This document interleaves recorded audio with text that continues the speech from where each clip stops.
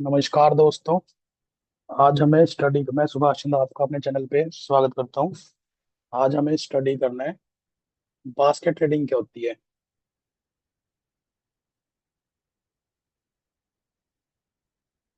फिर हमें stock market में सबसे ज्यादा लॉस क्यों होता है, क्योंकि हम सिर्फ क्या करते हैं, एक ही सिंपल स्टॉक में काम करते हैं या फिर सिर्फ एक ही इंडेक्स पे काम करते रहते हैं। तो उससे क्या होता है, हम उसके मूवमेंट को ट्रैक नहीं कर पाते और उसमें होता क्या है, फिर रिजल्ट में लॉस होते हैं। तो बास्केट ट्रेडिंग में क्या होता है, हमारे पास मल्टीपल स्टॉक्स होते हैं, 10 12 15 20 होते हैं ऑन सेम पैरामीटर। एक सेम पैरामीटर पे हम क्या करते हैं, बाय करते हैं। इसमें हम एक बास्केट लेते हैं स्टॉक्स की। तो उसमें क्या होता है, हमारे पास अगर 10 स्टॉक है, अगर उसमें से 7 प्लस में या 3 माइनस में, तो भी हमें प्रॉफिट हो जाता है। लॉस होने के चांस 100% नहीं होता है। मीन्स एक भी लॉस में नहीं होता है। अगर लॉस होता है तो वो बाकी स्टॉक्स उसको कवर कर देते हैं। तो बास्केट ट्रेडिंग क्या होता है, that is the best work in the stock market, क्योंकि इसको आप स्केल भी कर सकते हो। क्योंकि इसमें क्या होता है, आप हर रोज नए स्टॉक मिलेंगे आपको, तो उसमें इमोशंस कम आते हैं। बिजनेस किसको बोलते हैं, बिजनेस क्या होता है, अगर तुम्हारे पास किसी काम को आप स्केल कर सकते हो। स्केल में उसको बढ़ा सकते हो। जैसे आज आप 10,000 से कर रहे हो, कल आपको 10 लाख से करना पड़े, 2 लाख से कर रहे हो, तो दैट इज बिजनेस। और अगर आप उसको 50,000 से कर पा रहे हो लेकिन लाख से नहीं कर पा रहे हो, 2 लाख से नहीं कर पा रहे हो, then become a gambling. Means आपने सपोज 5,000 का एक बार 10,000 कर लिया है, या उसको जीरो कर दिया। ठीक है, तो आप 10,000 1 लाख से अगर आपने 2 लाख नहीं कर सकते हो, वो गैम्बलिंग हो जाती है। अगर आप एक का दो करने का सोच रहे हो, दो का चार, तो वो गैम्बलिंग है। एक टाइम पे, कुछ टाइम बाद, आप कुछ दिन कर लोगे लेकिन उसके बाद क्या होगा, वो गैम्बलिंग हो जाएगी। वो जीरो ही होना है लास्ट में। That is not a business, that A gambling. लेकिन अगर आप उसको स्केल कर पा रहे हो, मीन्स अगर आप उसको डेली इनकम जनरेट कर पा रहे हो, या फिर उसको कंटिन्यूस कर पा रहे हो, that is a business. Means उसको आप आज 10,000 से करो, कल 50 से कर सको, परसों लाख से, तो वो स्केल हो रहा है, दैट इज अ बिजनेस। तो इसमें हमारे पास बास्केट ट्रेडिंग में होता है, मल्टीपल स्टॉक लेते हैं हम सेम पैरामीटर। आज हम एक बास्केट ट्रेडिंग सीखेंगे। वो किसके ऊपर बेस है, लॉजिक क्या है उसका। बास्केट का नाम है फिबो बास्केट, फिब बास्केट बोलते हैं।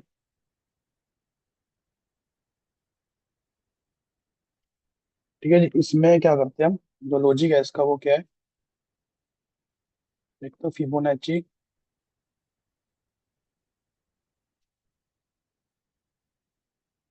रिट्रेसमेंट यूज करते हैं।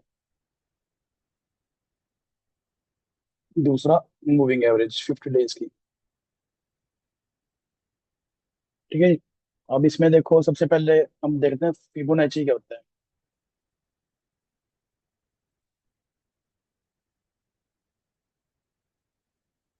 फिबोनाची एक कंसेप्ट है। जैसे इसमें क्या होता है, एक सीरीज ऑफ नंबर होती है, where each number is sum of previous two numbers.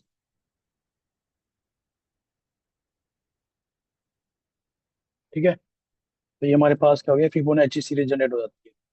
इसका हमें डेफिनेशन से कोई लेना देना नहीं है, सिंपली हम इसको चार्ट यूज करते हैं। अब इसका यूज कहाँ कहाँ होता है, तो टारगेट प्रोजेक्शन के लिए, मैं टारगेट निकाल रहा हूँ, सपोर्ट एंड रेजिस्टेंस के लिए।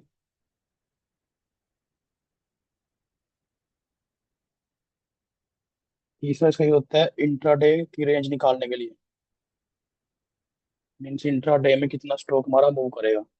ठीक है, अब इसमें प्रोसेस क्या है, देखो जो बास्केट हमें बनानी है, बास्केट की प्रोसेस क्या है।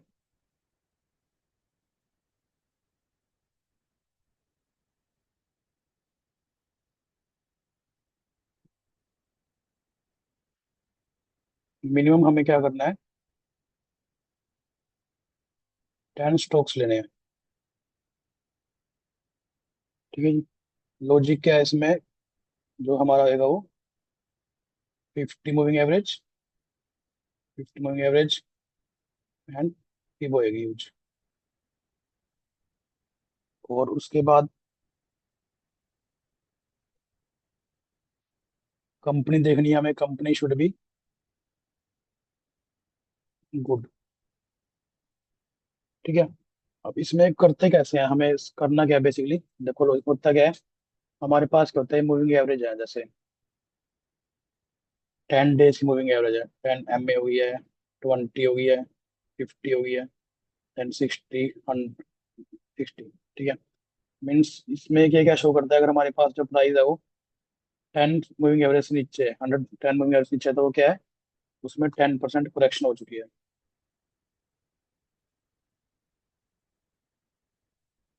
मीन्स 10% वो फॉल कर चुका है। अगर 20 डे के नीचे है तो 20%। ठीक है, 50 से नीचे 50%, 60 बिलो 60%। ठीक है, ये क्या हो गया, उसमें कोरेक्शन हो रही है प्राइस में। तो ये हमें शो कर देता है मूविंग एवरेज के प्राइस में कितनी करेक्शन हो चुकी है। हमें किस पे काम करना है, 50 मूविंग एवरेज है, जो 50 डेज मूविंग एवरेज है। मीन्स प्राइस ने अगर 50 करेक्ट कर लिए तो हम उस पर एंट्री लेते हैं। अब करते कैसे हैं, तो सपोज करो ये हमारे पास, हम यहाँ एग्जाम्पल लेते हैं SBI बैंक का।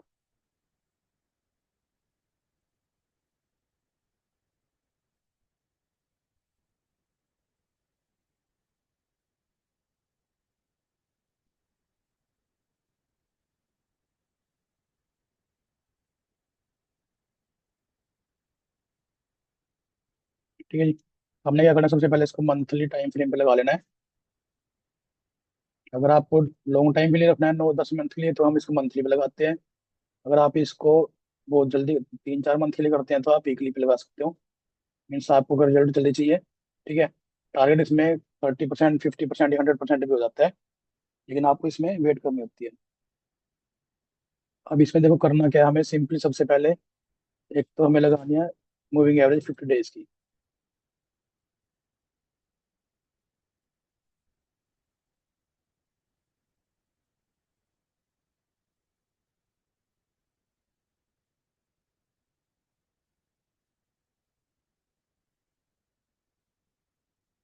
ठीक। दूसरा हमें देखना है फिबोनाची रिट्रेसमेंट लगानी है, यहाँ से इसे क्या बोलते हैं, ये हमारे पास क्या है, फिबोनाची रिट्रेसमेंट है। अब हमें देखना क्या है कि प्राइस 50 डेज के मूविंग एवरेज नीचे से, हमें पहले जो उसके ऊपर चल रहा है हमें उसको नहीं छेड़ना है, प्राइस को जो प्राइस नीचे से ऊपर आया है 50 डेज के लिए, उस पे हमें इसको अप्लाई करना है। जैसे ये मूविंग एवरेज है, प्राइस ने पहले फॉल किया है और उसके बाद ये इसके अप आया है, तो हम क्या करते हैं, यहाँ से लगाते हैं इसको टॉप टू बॉटम। ये हमारे पास आ गया है टॉप टू बॉटम। ठीक है, तो हमने देखना रिट्रेसमेंट कहाँ पे ले रहा है, ये तो 0.5 पे ले रहा है, 0.6 पे ले रहा है। तो जैसे इसने प्राइस ने क्या किया, 0.6 पे आगे रिट्रेस किया, 50 से अब होना चाहिए price, price should be above 50 and it should be on any level, किसी एक लेवल पर होना चाहिए जहाँ पे वो सपोर्ट ले रहा है। जैसे 50 से ऊपर कहाँ पे आ गया, एक तो यहाँ पे आ गया ये, ठीक है, दूसरा ये यहाँ पे आ चुका है। या तो आप यहाँ पे एंट्री बना सकते हो, या फिर 0.6 के ऊपर बना सकते हो, 0.6 भी काफी एक्यूरेट होता है, या फिर यहाँ पे एंट्री बना सकते हो। ठीक है, मीन्स 50 से अब होना चाहिए और 61 की या 0.5 की सपोर्ट लेना चाहिए। तो वहां से हम इसका टारगेट रख सकते हैं 30% या 50% का। यहाँ से मूव प्राइस ने मूव किया है, 100% मूव कर चुका है, तो आप या तो 1 पे भी निकल सकते हो, ठीक है, मीन्स या किसी प्रीवियस स्विंग को देख के निकल सकते हो, या फिर 1.6 पे भी निकल सकते हो। 1.16 तो 1 और 1.6 बड़ी इजीली टारगेट मिल जाते हैं। ठीक है, तो ये हमारा क्राइटेरिया है फास्ट बनेगा। ऐसे हमने क्या करना है, 10 स्टॉक्स लेते हैं हम जिनको, जो 50% जिनमें गिरावट हो चुकी होती है, उसके बाद उसको फिबोनाची के साथ ट्रेड करते हैं। टाइम फ्रेम हमारा वीकली होता है या मंथली होता है, मंथली पे टारगेट बड़े हो जाते हैं, वीकली पे थोड़े छोटे होते हैं, डेली पे और छोटे हो जाते हैं। डेली हम 5-10% के लिए टारगेट कर सकते हैं, अगर आपको वीकली पे जाना है तो 30% या 50% का भी टारगेट रख सकते हैं।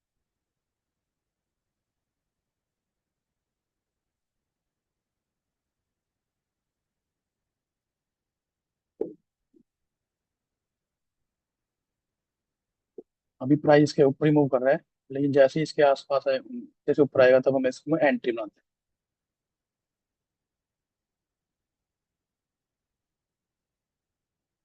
ठीक है, तो ये जो क्या था क्राइटेरिया था, ये फिबोनाची है, यहाँ से हम ट्रेडिंग व्यू से ले लेते हैं इसको और यहाँ से अप्लाई करते हैं ऐसे। ठीक है, ये गोल्डन रेशो है, पॉइंट रेशो 0.2, 0.83, 0.5, 0.6, जो मेन है 0.6 और 1 और 1.68 होती है।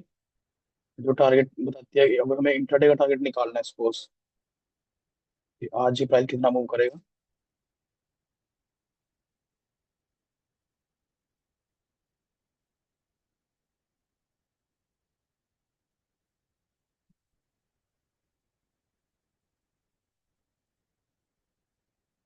ये हमें दिखाता है कि जो फर्स्ट टारगेट है ये 1 का आ गया, सेकंड 1.6 का आ गया, देन थर्ड ये हो सकता है। ठीक है, या फिर यहाँ पे रजिस्टेंस हो सकता है। ऐसे हम टारगेट प्रोजेक्शन कर लेते हैं। और ये सपोर्ट एंड रेजिस्टेंस भी काम करता है, जैसे 1 का रेजिस्टेंस खा सकता है, 1.6 का रेजिस्टेंस ले सकता है। ऐसे हम इसमें सपोर्ट एंड रेजिस्टेंस भी मार्क कर लेते हैं।